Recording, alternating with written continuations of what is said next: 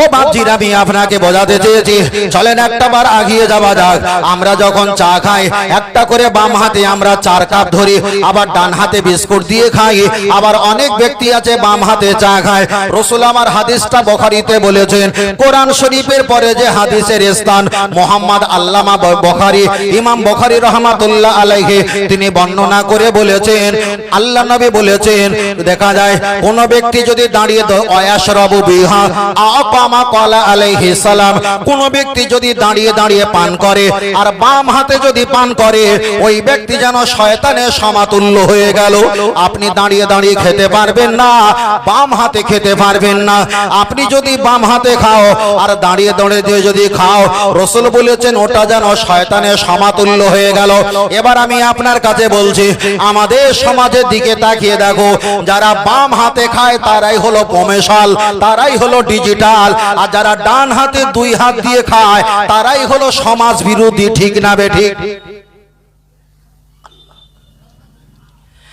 আমি যখন প্লেটে ভাত খাই, ভাত খাবার সময় আমি বর্তনটা ভালো করে পরিষ্কার করে খাই। আমাদের সমাজের ছেলেগুলো যখন ভাত খায়, খানা খায়, অবশ্যই ওরা পরিষ্কার করে খায় না। একটা করে লোকমা গালে দেয়, 5টা করে ছড়িয়ে রাখে। 5 পিস গোস্ত যদি হোটেল থেকে দেয়, 2 পিস খাবে, 2 পিস বাদ দেবে। যদি 3টে ডিম নেয়, 1 পিস খাবে আর 2টো বাদ দেবে। যদি চাউমিন 1 প্লেট নেয়, অর্ধেক খাবে, অর্ধেকটা বাদ দেবে।